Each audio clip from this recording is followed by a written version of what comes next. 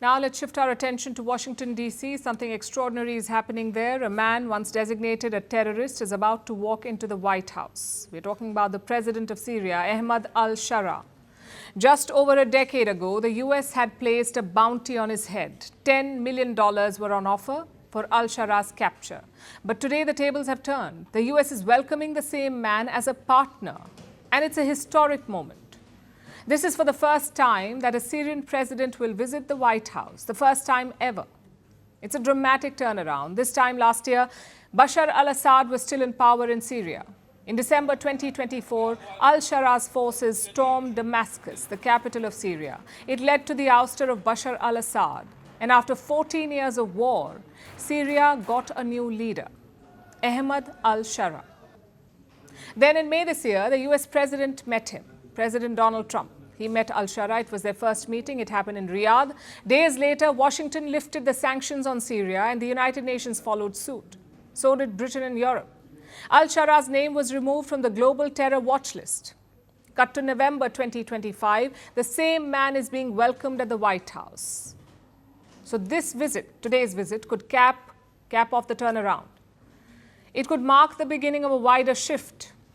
Syria is about to enter the American orbit. The Syrian government could join the US-led coalition against ISIS. It's the military alliance that has been fighting ISIS in Syria. It was formed in 2014. 89 countries are its members. But Syria is not one of them. That could change today.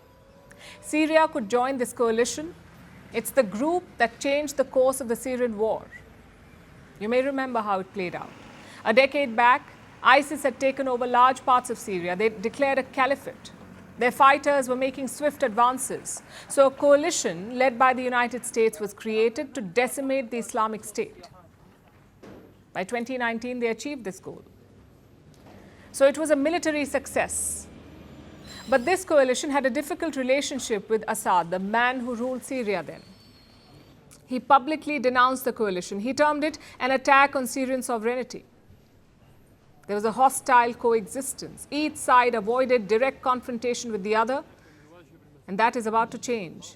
Instead of being at odds, Syria is about to step into this new alliance. And that indicates a major shift, a complete realignment for Syria, if you will.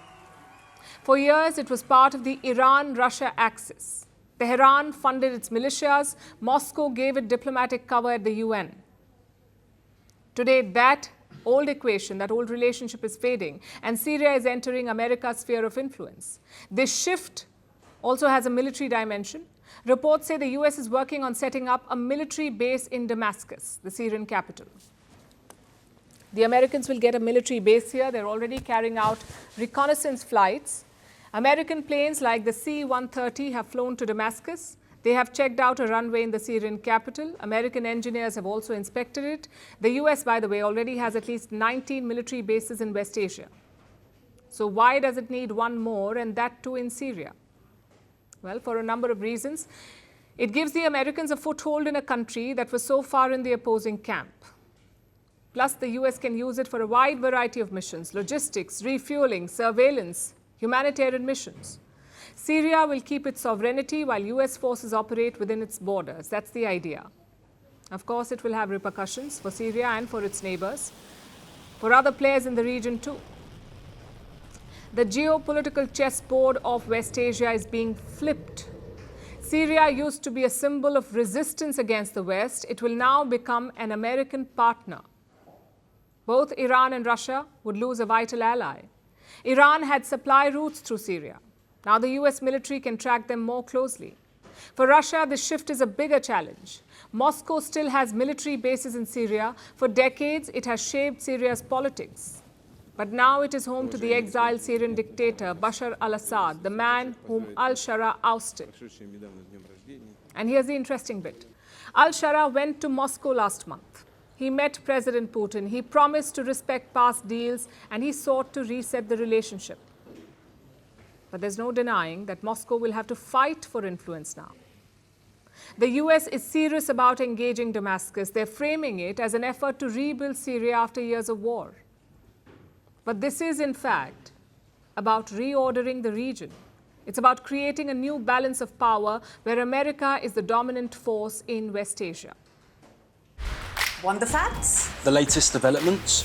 News that gets straight to the point. Well, we've got all three just for you. This is Firstpost Live, a brand new show, your window into what really matters. Don't miss it.